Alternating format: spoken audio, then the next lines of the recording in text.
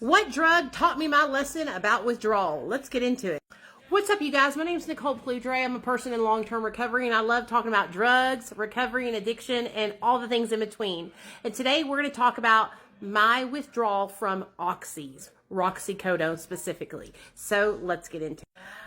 I had been shooting them little mamma jammas for a hot minute now, and I had gotten to a point where we all get an active addiction where we're like, this life isn't for me anymore.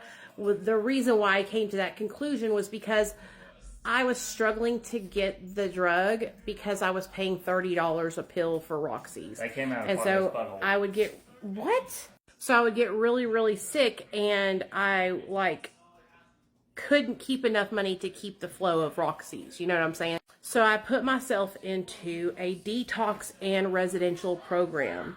And I really went in there with all the mindset of I'm going to turn my life around and I'm never going to get high ever again.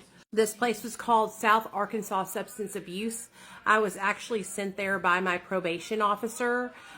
She had gotten tired of me too because I couldn't pass no damn drug tests. And this was like her last ditch effort, her giving me a chance to turn my life around as well. So I got there to South Arkansas Substance Abuse, and when I tell you guys, I was already in withdrawal when I got there, but it was terrible.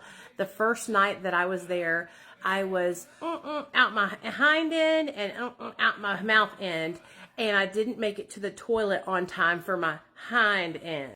And my poor roommate, dude, I was crying, trying to clean up off the floor, and she was like, girl, call the nurse. It's okay. This happened to me earlier before you got here. But I was mortified because I had a fucking roommate. So the nurse came in and helped me clean up my own, you know what, off the floor. And at this time, you could still smoke in treatment centers. So she was like, let's get you cleaned up, and then let's go out and have a little siggity sig sig. And it was like midnight.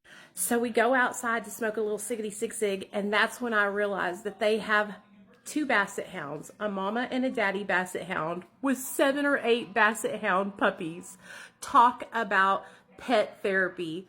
It's really what I needed at that time to bring my morale back up, because I was struggling. I was about to hit the streets of El Dorado and go cop me some dope if I didn't have something to help me stay positive, you know. So I was in detox for about 5 days, give or take. And then I finally, after about the 5th day, started coming up out of it, and I was able to go to classes. And part of our duty when we were there at the treatment center was to make sure that the dogs were fed and watered. I'm telling you guys, if treatment centers could include like dogs or some kind of animal for people to help take care of, I feel like it would help so many people recover. But that is my oxy withdrawal story. I hope you guys enjoyed it. And yeah, I was on the ground with a paper towel with it coming out both ends, trying to clean what I had just on the floor. I was mortified.